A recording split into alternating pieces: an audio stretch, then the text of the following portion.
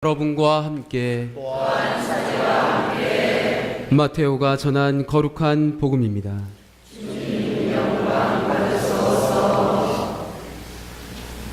그때 예수님께서 제자들에게 말씀하셨다. 노아 때처럼 사람의 아들의 재림도 그러할 것이다. 홍수 이전 시대의 사람들은 노아가 방주에 들어가는 날까지 먹고 마시고 장가들고 시집가고 하면서 홍수가 닥쳐 모두 휩쓸어 갈 때까지 아무것도 모르고 있었다. 사람의 아들의 재림도 그러할 것이다. 그때 두 사람이 들에 있으면 하나는 데려가고 하나는 버려둘 것이다. 두 여자가 맷돌질을 하고 있으면 하나는 데려가고 하나는 버려둘 것이다. 그러니 깨어 있어라. 너희의 주인이 어느 날에 올지 너희가 모르기 때문이다. 이것을 명심하여라. 도둑이 밤 몇 시에 올지 집주인이 알면 깨어 있으면서 도둑이 자기 집을 뚫고 들어오도록 내버려 두지 않을 것이다. 그러니 너희도 준비하고 있어라. 너희가 생각하지도 않은 때에 사람의 아들이 올 것이기 때문이다. 주님의 말씀입니다.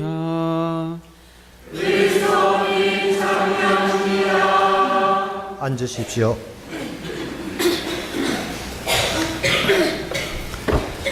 사랑합니다. 교회력으로 한 해가 시작되었습니다.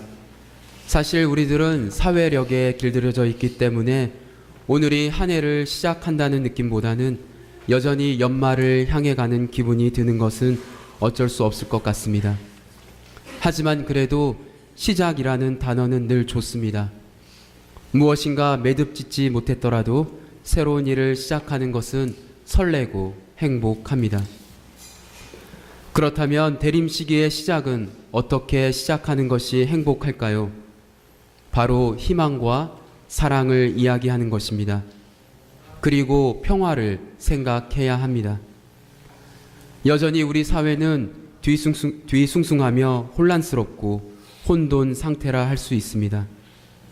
팽배해진 국가와 정부에 대한 실망과 불신, 절망과 어둠은 대림 시기를 맞이했지만 우리의 마음을 전혀 기쁘게 하지도 않고 행복하게 만들어 주지도 않습니다. 미래에 대한 희망을 이야기하기보단 한숨으로 얼룩진 불안과 불만을 이야기하고 있는 듯해 보입니다. 하지만 이러한 세상에 아기 예수님은 우리를 위해 오십니다. 왜냐하면 그분의 오심은 화해자로 또한 평화의 증여자로 오시기 때문입니다. 예수님은 우리에게 하느님의 길을 가르쳐 주시고 하느님의 뜻을 알려주시기 위해 오시는 것입니다. 거기에는 구원과 평화와 정의와 사랑이라는 긍정적인 희망의 메시지가 담겨져 있습니다. 한 가정에서 어린 아기의 탄생은 모든 가족들의 기쁨입니다. 그리고 한 생명이 가족에게 미치는 영향은 어떻게 설명될 수 없는 단순한 사건이 아닙니다.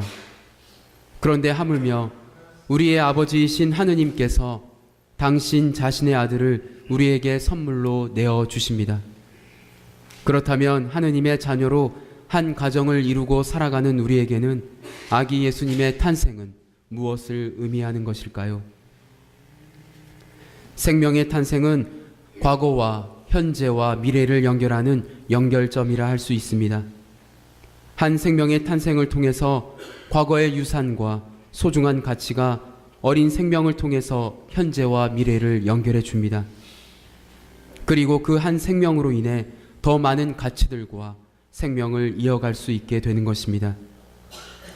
그러하기에 예수님의 탄생은 그 어떤 생명의 가치보다도 소중한 것입니다. 왜냐하면 그분의 탄생으로 말미암아 우리는 영원한 생명으로 들어갈 수 있는 선물을 받게 되는 것이기 때문입니다. 그리고 예수님의 탄생은 모든 만물이 얼마나 소중하고 귀한 존재임을 아기 예수님을 통해 드러내 보여주시기 때문입니다. 하지만 어떠한 생명이든 한 생명을 탄생하기 위해서는 기다림의 시간이 필요합니다. 그 기다림의 시간이야말로 우리의 인내를 요구하고 우리의 마음을 설레게 하며 초조하게 만들기도 합니다. 그러하기에 늘 깨어 있다는 것은 참으로 중요합니다. 무엇보다 그 깨어 기다린다는 것은 우리의 엄마들이 더 잘 알고 있습니다. 뱃속에서 자라나는 생명을 잘 키우기 위해서 어떤 것은 피하고 조심해야 합니다.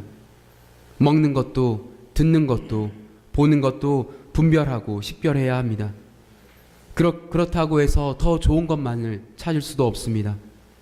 적절한 균형을 맞추며 10달이라는 시간을 그렇게 엄마는 매 순간 깨어 기다리고 있습니다. 그 깨어 있음이 바로 오늘 복음의 주제이기도 합니다. 줄탁동시라는 사자성어가 있습니다.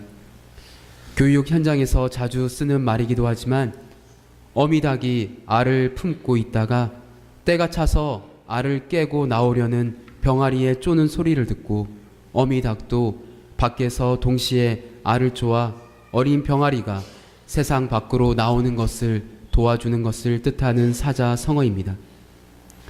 이처럼 단순한 동물도 본능적으로 자기 새끼의 탄생을 위해서 노력하듯이 과연 아기 예수님의 탄생을 위해서 우리 신앙인들은 어떠한 노력과 희생을 해야 할까요? 만일 어미닭이 잠들어 있었다면, 그래서 알을 깨고 나오려는 병아리의 소리를 들을 수 없었다면 어떻게 되었을까요? 어쩌면 사주간의 대림시기는 바로 어미닭과 병아리의 모습처럼 우리도 깨어 기다린다는 것을 배워야 한다는 것입니다. 그래서 어둠을 뚫고 빛으로 오시는 그 아기 예수님을 위해 우리 역시 어미닭의 모습으로 적극적으로 아기 예수님의 탄생을 위해서 제 스스로의 실천이 필요합니다.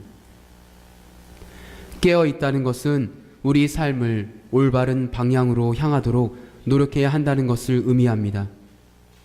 하느님과 이웃을 향한 사랑과 너그러운 마음을 지향해야 하며 육적인 깨어있음과 동시에 영적으로 깨어있을 때 우리는 아기 예수님의 탄생과 또는 이 세상에 승리자로 오실 예수님의 재림에 놀랄 필요가 없을 것입니다.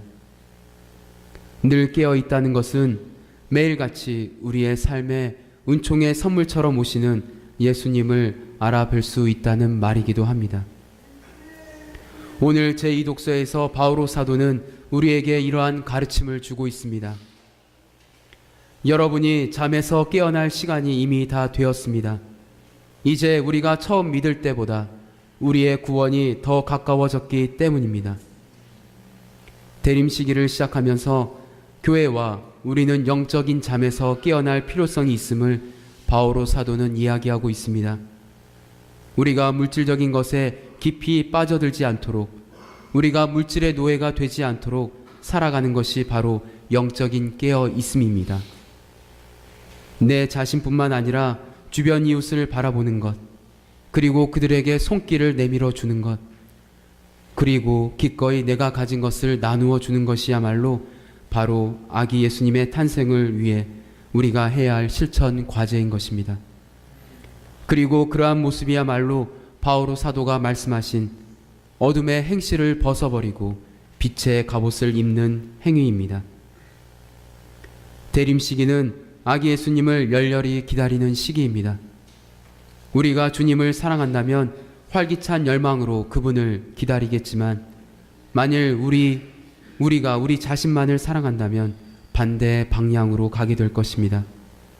그렇게 될 때 우리의 삶은 황폐해지고 내 자신뿐만 아니라 우리의 주변에 있는 형제 자매들에게도 해를 끼치는 삶이 될 것입니다.